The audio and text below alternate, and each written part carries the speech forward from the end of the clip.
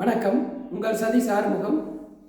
பல வருடங்களை இழந்து பல லட்சம் பேரை வென்று வேலைக்கு செல்ல இருக்கும் அனைவருக்கும் முதலில் வாழ்த்துக்கள்.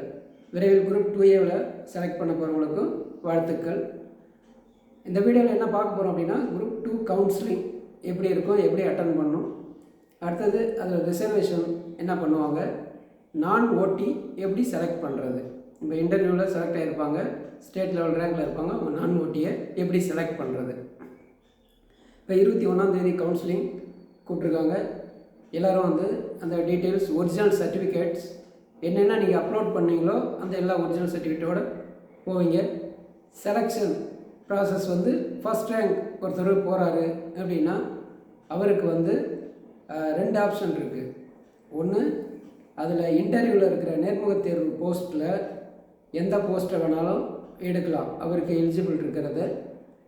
இல்லை எனக்கு முனிசிபல் கமிஷனர் தான் வேணும் அப்படின்னா அவர் எனக்கு இன்டர்வியூ போஸ்ட்டில் வில்லிங் இல்லை, நாட் வில்லிங் அப்படின்னு சொல்லிவிட்டு அடுத்த லிஸ்ட்டில் செலக்ட் ஆகலாம்.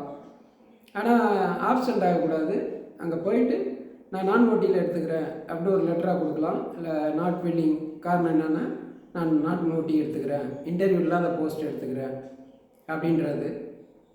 நிறைய பேர் முனிசிபல் கமிஷனர் எடுக்கலாமா, ஸ்டேட் டாப்பர்ஸ்லாம் ப்ரெஷர் இருக்கும், பொலிட்டிக்கல் ப்ரெஷர் இருக்கும் அப்படி இப்படின்றாங்களேன்னு சொல்லி ப்ரெஷர் இல்லாமல் இப்போ எந்த வேலையும் இல்லை.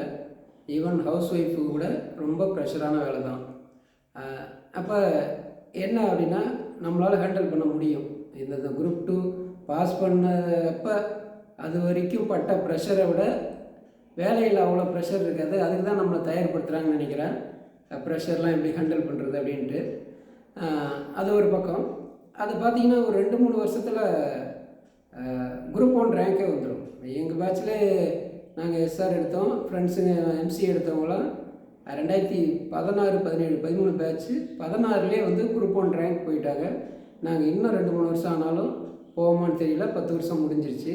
இன்னும் சீனியாரிட்டி எங்கன்னே தெரியல. சப் ரிஜிஸ்டாரில் சொல்கிறேன். அந்த மாதிரி அது கிட்டத்தட்ட குரூப் 1ம் சரி, சப் ரிஜிஸ்டாரும் சரி, கிட்டத்தட்ட குரூப் 1 ஈக்குவலண்டான போஸ்ட்டு தான். குரூப் 1ல் எப்படி பப்ளிக் கான்டாக்ட், நிறைய பேருக்கு சர்வீஸ் பண்ணுறது, இது பவர்ஸ் அண்டு இவங்க மக்கள்கிட்ட பேர், இந்த மாதிரி நிறைய விஷயங்கள் ஒரு நல்ல குரூப் 1 போஸ்ட்டில் எப்படி இருக்குமோ அந்தளவுக்கு இருக்கும். அதில் பார்த்தோம் அப்படின்னா ரொம்ப டாப்பில் இருக்கிறவங்களுக்கு இப்போ நிறைய பேர் என்ன கேட்குறாங்க அப்படின்னா, சப் ரிஜிஸ்டர் எடுக்கலாமா, முனிசிபல் கமிஷனர் எடுக்கலாமா. நான் சப் ரிஜிஸ்டராக சொல்கிறேன். ரெண்டையும் கம்பேர் பண்ணும்போது தாராளமாக நீங்கள் முனிசிபல் கமிஷனர் எடுக்கலாம், யோசிக்கவே வேணாம். சப் ரிஜிஸ்டார்ஸ் யாருமே அந்த வேலையில் இருக்கவங்க அந்த வேலையை பற்றிய குறைகள் மட்டும்தான் சொல்லுவாங்க. அது எல்லா வேலையிலையும் நேச்சர். அதனால் நம்ம அவங்கள ஏற்கனவே வேலை செய்கிறவங்கள கேட்டால் எடுக்காதன்னவங்க. நானும் அதை தான் எங்கள் ஆளுங்கிட்ட சொல்லியிருக்கேன், என்கிட்ட கேட்டவங்கட்டலாம். பட் அதை மட்டும் இல்லாமல் நீங்கள் உங்கள் எதிர்பார்ப்பு என்ன, உங்கள் ஜாப் நேச்சர், அந்த வேலையோடைய நேச்சர் என்ன அப்படின்ற மாதிரி ஒவ்வொரு வேலைக்கும் அதை எடுத்துக்கிட்டு நம்ம ஃபேமிலி உமனாக இருந்தால் ஃபேமிலி சுச்சுவேஷன் என்ன, எங்கே வேணாலும் ஒர்க் பண்ண முடியுமா, ட்ரான்ஸ்ஃபர் எப்படி இருக்கும், எத்தனை வருஷம் நம்ம சொந்த டிஸ்ட்ரிக்டில் வேலை செய்ய வாய்ப்பு இருக்கா. ரெவன்யூ அசிஸ்டன்ட்லாம் சொந்த டிஸ்ட்ரிக்டில் ஒரு 10 வருஷமாவது வேலை பார்க்குற மாதிரி இருக்கும், 10-15 வருஷம் கூட வேலை பார்க்கலாம். அந்த மாதிரி வாய்ப்புகள் ஸ்டேட் லெவல் போஸ்ட்டில் முனிசிபல் கமிஷனர், சப் ரிஜிஸ்டார், இந்த மாதிரி போஸ்ட்லாம் பார்த்திங்கன்னா 1-3 வருஷம் தான் ஒரு இடத்துல இருக்கிற மாதிரி இருக்கும். அந்த மாதிரி ஒவ்வொரு விஷயமாக யோசித்து பல பேர்கிட்ட கேட்டுட்டு முடிவு பண்ணுங்கள். நாள் ரொம்ப கம்மியாக இருக்குது. அதனால் யாரோ ஒருத்தவங்க சொல்கிறத மட்டும் வச்சு டிசைட் பண்ணுவான்னா, உங்களுடைய பில்லிங், உங்களுடைய எதிர்பார்ப்பு, உங்களுடைய எந்த மாதிரி உங்களுக்கு பிடிக்கும் அந்த மாதிரி நினச்சிங்க. எல்லா வேலையிலையும் ப்ரெஷர் இருக்கும் கொஞ்சம். அடுத்தது எல்லாத்துலேயுமே ப்ரொமோஷன் கொஞ்சம் டிலே இருக்கும். ஆனால் முனிசிபல் கமிஷனர் மட்டும் ரீசெண்டாக ஒன்றும் பெருசாக போஸ்ட் போடல. சப் ரிஜிஸ்டர்ஸை பொறுத்த வரைக்கும் லாஸ்ட் ஒரு 10 இயர்ஸில் 50 பேர், 70 பேர், 30 பேர் டேரக்ட் எஸ்ஆர்ஸ் நிறைய பேர் வந்திருக்காங்க. ஏற்கனவே நாங்கள் அப்போ அவ்வளோவா இல்லை, எங்களுக்கே லாக் ஆகியிருக்குன்னும் பொழுது பின்னாடி வரவங்களுக்கு இன்னும் குறைஞ்சது 15 வருஷமாவது ஆகும் டிஆராக. அந்த மாதிரி விஷயங்கள் பாருங்கள். நம்ம பொதுவாக ஜாப் செலெக்ஷன் தனியாகவே ஒரு வீடியோ போடுவோம். இதில் இப்போ நான் எனக்கு முனிசிபல் கமிஷனர் வேணும் அப்படின்னு அவர் நினைக்கிறாரு அப்படின்னா, அவர் தரமாக போயிட்டு கால்குலேட்டிவ் ரிஸ்க், அதாவது ரிஸ்க் எப்படி எடுக்கணும் அப்படின்னா, confirm vacancy, distribution of vacancy பார்க்கணும். அவங்களுடைய ரிசர்வேஷன், நம்ம என்ன கம்யூனிட்டியில் வரோம், நமக்கு கட்டாயம் அது கிடைக்குமா, எப்படி எடுக்கணும்னா நான் ஓடி மார்க் மட்டும்தான் எடுக்கணும். இன்டர்வியூவில் நான் ஸ்டேட் 4th இருப்பேன். நான் ஓடி இன்டர்வியூவில் 30 எடுத்திருப்பேன். நான் ஓட்டின்னு வரும்பொழுது நான் 30 எடுக்காத பல பேர் என்னை விட ரிட்டனில் 27, 24 எடுத்த எல்லாரும் நான் ஓடி மார்க் வச்சு பார்க்கும்போது அவங்க நமக்கு முன்னாடி வருவாங்க. ரேங்க் நான் ஓடி போடும்போது இன்டர்வியூ மார்க்கை அப்படியே ஸ்கிப் பண்ணிவிடுவாங்க. ரிட்டன் மார்க்ஸில் யார் ஃபஸ்ட்டு செகண்டு அப்படின்ற மாதிரி இவங்க எடுத்த பிறகு ரேங்க் லிஸ்ட்டு போடுவாங்க. அதை வச்சு செலக்ட் பண்ணி பார்க்கணும். இதை வச்சு நான் ஸ்டேட் 4th எனக்கு முனிசிபல் கிடைக்கும், முனிசிபல் கமிஷனர் கிடைக்கும் அப்படின்னு சொல்லி கிடைக்கிற அசிஸ்டன்ட் லேபரோ இல்லை சப் ரிஜிஸ்டரோ இந்த மாதிரி போஸ்ட்டை மிஸ் பண்ண வேணாம். நான் ஓடி ரேங்க் எடுங்க.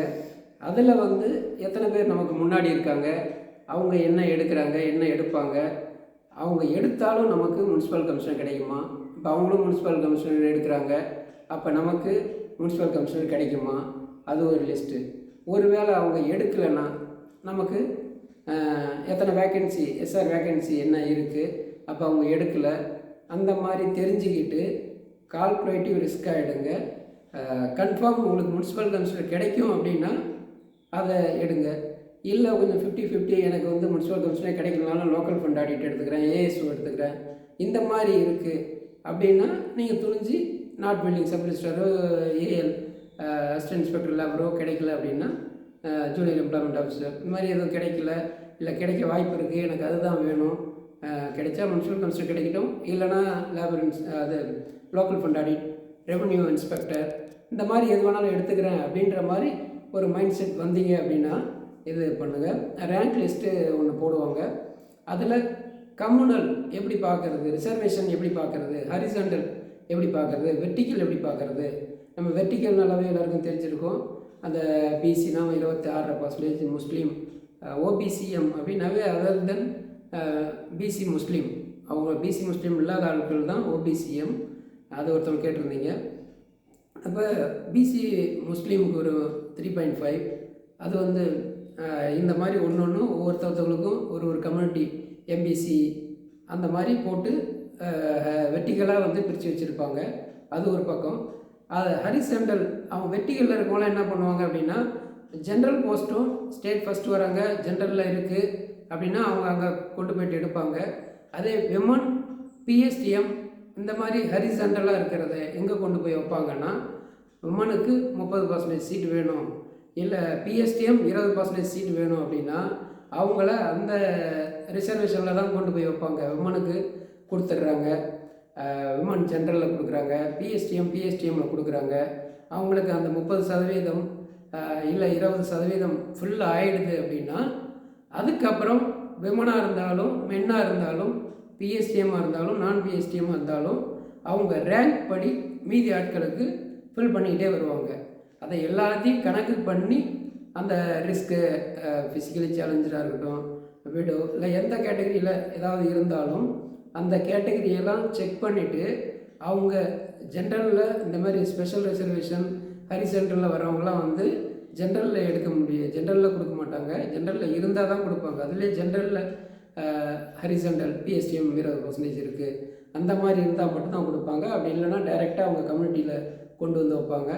அதையெல்லாம் கணக்கு பண்ணிவிட்டு கன்ஃபார்ம் கிடைக்குதா என்ன அப்படின்னு பார்த்துக்கிட்டு நான் ஓட்டியாக என்ன அப்படின்றத முடிவு பண்ணுங்கள். ரிசர்வேஷன் அதையும் பார்த்துட்டோம். அடுத்தது நான் ஓட்டி செலெக்ஷன் எப்படி இருக்கும், அடுத்தது என்ன பண்ணுவாங்க. இதில் வந்து எல்லோரும் 1:2 எடுத்திருப்பாங்க, எல்லோரையும் கூப்பிடுவாங்க. சில பேர் வந்து நான் ஓட்டி எடுக்கிறேன்னுவாங்க. அதனால் அதிலே மோஸ்ட்லி முடிஞ்சிருச்சுன்னா அடுத்த இன்டர்வியூ, அடுத்த ஒரு ரிசர்வ் லிஸ்ட்டு மாதிரி இருக்குது, இன்டர்வியூலாம் போகாமல் இருந்தால் நல்லது. மோஸ்ட்லி 1:3 எடுத்துருக்கிறதால அவங்க வந்து இதை ஃபுல்ஃபில் பண்ணிவிடுவாங்க. ஃபுல் பண்ணிட்டாங்க அப்படின்னா அடுத்தது எப்போ வரும், குயிக்காகவே இப்போ கொஞ்சம் வேகமாக நடந்துகிட்ருக்கு கவுன்சிலிங்லாம். இது ரொம்ப குயிக் பீரியட் தான், இவ்வளோ குயிக்காக இதுக்கு முன்னெல்லாம் நடத்துனதில்லை. அப்போ டிஎன்பிசி வந்து இந்த குரூப் 2 பாவம் அப்படின்றத உணர்ந்துருக்குன்னு நினைக்கிறேன். குரூப் 2A இருக்கவங்களுக்கு வந்து சீக்கிரம், எவ்வளோ சீக்கிரம் முடியுமோ அவ்வளோ சீக்கிரம் போட்டு அவங்கள அப்லோட் பண்ண சொல்லி, கவுன்சிலிங்கும் குயிக்காக, அவங்களுக்கு இன்டர்வியூ கிடையாது, அதனால் சர்டிஃபிகேட் அப்லோட் பண்ண சொல்லிட்டு, ரிஜெக்ஷன் ஏதாவது இருந்ததுன்னா இல்லைன்னு சொல்லிட்டு எத்தனை இருக்குது இவங்களாம் ரிஜெக்ட் அப்படின்னு சொல்லிட்டு மீதி ஆட்களுக்கு இந்த தேதியில் கவுன்சிலிங் முதல் 200 பேருக்கு முதல் 300 பேருக்கு இந்த மாதிரி போட்டு இதில் செலக்ட் ஆகாத ஆட்களையும் எடுத்து லிஸ்ட்டை அது கூட மிங்கிள் பண்ணி அப்புறம் ரிட்டன் மார்க்கை வச்சு ஒரு ரேங்க் லிஸ்ட்டு போட்டு அந்த ரேங்க் லிஸ்ட்டில் உள்ளவங்கள கவுன்சிலிங் கூப்பிடுவாங்க. அப்போ நம்ம வந்து அதில் எந்தெந்த போஸ்ட் எடுக்கலாம், நானூட்டியில் தான் நிறைய போஸ்ட் இருக்குது, என்னென்ன எடுக்கலாம் அந்த மாதிரி விஷயங்கள் பார்ப்போம். ஏன்னா கான்டாக்ட் பண்ணுறது நிறைய பேர் கேட்டீங்க. ஏற்கனவே நம்ம வேலைகளுக்கு நடுவில் தான் இதை பண்ணிகிட்டு இருக்கோம், ப்ரொஃபஷ்னலாக பண்ணல, ஒரு ஹாபி மாதிரி தான் பண்ணிகிட்ருக்கோம்.